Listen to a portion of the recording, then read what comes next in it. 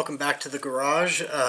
Again, poor lighting as always. We're going to mention that every time probably just because we become accustomed to it. But anyway, so the video you just watched, I actually really enjoyed making, despite how simplistic it really was. Mouse traps are phenomenal devices to provide spring-loaded triggers or tension for any number of purposes or uses. The other reason for it was it required no power source whatsoever, no electricity, no battery, really no failure point that other than setting it off. I mean, there was no risk of electrical connection failures. There was no risk of pretty much anything, time-based battery drain, or it functions whether the power's working or not, functions whether there's access to power or not. And now when I filmed the demonstration of it, we used action cams and not our main camcorders, so I'm not entirely sure yet, because we're doing this post-video thing before we really get into editing, how well the audio picked up. But let me tell you, this thing was loud.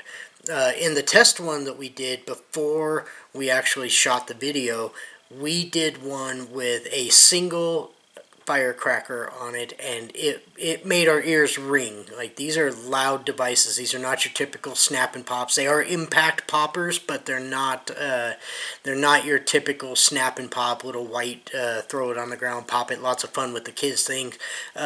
We'll actually go into detail in the details about the video, the instructions and all that stuff of how we built this thing, as to what those are, who makes them, where you could potentially get them. We happen to have a local fireworks store that occasionally has them, and I go in there all the time because I love pyrotechnics and things that explode, so I'm always there shopping, and when I see them, I buy them because they're phenomenal. They're hard to find, but they're great. In the video, though, in the demonstration portion of the video, we actually used two, and you'll see in a piece of that footage that I actually have ear protection on this time because, yep, even though I don't always act smart first, I do learn my lessons, and let me tell you, it still sounded like a gunshot that you typically hear at a gun range with gun muffs on, like how loud that'll sound. That's how loud this sounded. Whether the action cam audio picked it up or not, my action cams are pretty cheap. I buy cheap ones for the fact that I destroy a lot of cameras doing different things. But yeah, so and the last reason why I really like this device is because the cost.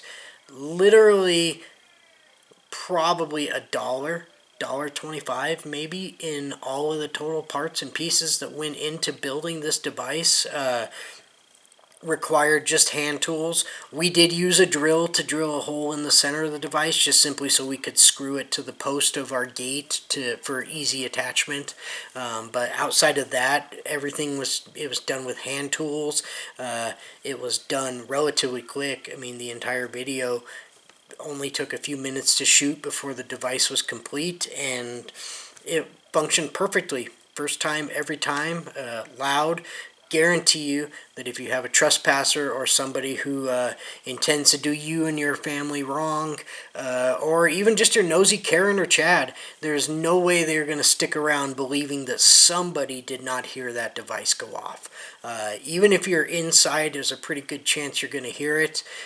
Again, it's loud. Sounds like a 22, maybe louder. So, and the more of those little impact firecrackers you add to it, the louder it gets. So anyway, link in the description as to where you can get the instructions on exactly how we built it, what we built it with, and where you can get those items if you don't happen to have them in your garage. This time we actually did have everything, so that was kind of neat. Didn't have to travel around and find parts and pieces to build anything with. But anyway, the link is in the description. We thank you for taking the time to watch the video, and hope you enjoy and be safe.